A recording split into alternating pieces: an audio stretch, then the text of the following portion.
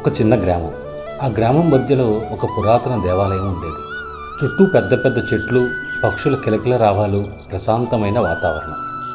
ప్రతిరోజు ఉదయం సూర్యుడు ఉదయించగానే గ్రామస్తులు ఆ దేవాలయానికి వచ్చి దేవుణ్ణి దర్శించుకొని నమస్కారం చేసి వెళ్ళేవారు. ఆ దేవాలయంలో ఉన్న ఆ అందమైన విగ్రహానికి భక్తులు పూలు సమర్పించేవారు. అదే దేవాలయం బయటి దారిలో ఒక పెద్ద బండరాయి ఉండేది. ప్రతిరోజు వందల మంది ఆ రాయిపై నడుస్తూ వెళ్ళేవారు. కొంతమంది తొక్కేవారు, కొంతమంది తన్నేవారు.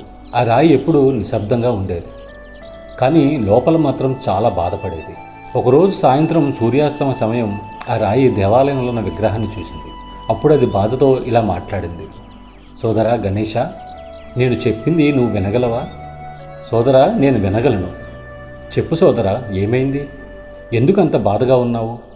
దానికి ఆ బండరాయి, మనిద్దరం ఒకే పర్వతం నుంచి వచ్చాం కదా, మనిద్దరం ఒకే రాయి కదా. కానీ చూడు, నీకెంత గౌరవం. ప్రతిరోజు వందల మంది వచ్చి నీకు నమస్కారం చేస్తున్నారు, పూలు పెడుతున్నారు, దీపాలు వెలిగిస్తున్నారు. కానీ నన్ను మాత్రం ప్రతిరోజు తొక్కుతున్నారు. ఎవరూ నన్ను గమనించరు కూడా. ఇది ఎందుకు జరిగింది గణేష? సోదరా, నీ ప్రశ్న చాలా నిజం. మనిద్దరం నిజంగానే ఒకే పర్వతం నుంచి వచ్చాం.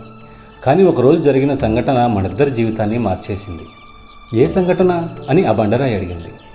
దానికి గణేష, సోదరా, ఒకరోజు ఒక శిల్పి ఆ పర్వతానికి వచ్చాడు. అతను మంచి కళాకారుడు. అతను మనిద్దరినీ చూశాడు. ముందుగా నిన్ను తీసుకున్నాడు. నన్నా అని ఆ బండరాయి బదులిచ్చింది. దానికి గణేశుడు, అవును సోదరా, అతని చేతిలో ఉన్న ఉక్కు సుత్తితో నిన్ను చెక్కడానికి ప్రయత్నించాడు. మొదటి దెబ్బ కొట్టగానే నువ్వు చాలా నొప్పితో అరిచావు. అవును గణేష, నాకు గుర్తుంది. అది చాలా నొప్పిగా ఉండేది. సోదరా, అప్పుడు నువ్వు ఇలా అన్నావు, కొట్టొద్దు, నాకు చాలా నొప్పిగా ఉంది, దయచేసి నన్ను వదిలేయండి అని అన్నావు. ఆ మాటలు విని ఆ శిల్పి నిన్ను వదిలేశాడు. తర్వాత నన్ను తీసుకున్నాడు. తర్వాత ఏమైంది గణేష? అతను నన్ను కూడా అదే విధంగా చెక్కడం ప్రారంభించాడు. ఒక దెబ్బ, రెండు దెబ్బలు, రోజుల పాటు అతను నన్ను చెక్కాడు. ప్రతి దెబ్బ చాలా నొప్పిగా ఉండేది. కొన్నిసార్లు నాకు కూడా ఏడవాలనిపించింది. కానీ నేను ఓపికగా భరించాను. ఎందుకంటే అతను నన్ను ఏదో గొప్పదిగా మారుస్తున్నాడని నాకు అనిపించింది. రోజులు, నెలలు గడిచాయి. చివరికి ఆ శిల్పి నన్ను ఒక అద్భుతమైన దేవుడి విగ్రహంగా మార్చాడు. నన్ను ఈ దేవాలయంలో ప్రతిష్ఠించారు. అప్పటి నుంచి అందరూ నన్ను పూజిస్తున్నారు. సోదరా గణేష, నీవు కష్టాలను భరించావు, అందుకే నీవు దేవుడి విగ్రహం అయ్యావా? అవును సోదరా, జీవితంలో గౌరవం అనేది యాదృచ్ఛికంగా రాదు. కష్టాలు, సహనం, ఓపిక, ఇవే మనల్ని గొప్పవారిగా మారుస్తాయి. ఇప్పుడు నాకు అర్థమైంది గణేష. నేను ఆ రోజు కాస్త ఓపికగా ఉంటే ఈరోజు నన్ను కూడా దేవాలయంలో పెట్టేవారు. సోదరా, అది గతం. కానీ మన కథ మనుషులకు ఒక పాఠం చెబుతుంది.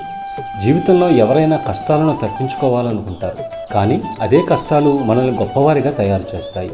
శిల్పి చెక్కిన రాయి విగ్రహం అవుతుంది, చెక్కించుకోని రాయి దారిలో పడిపోతుంది. కాబట్టి గుర్తుంచుకో, కష్టాలు వచ్చినప్పుడు వాటికి భయపడకూడదు.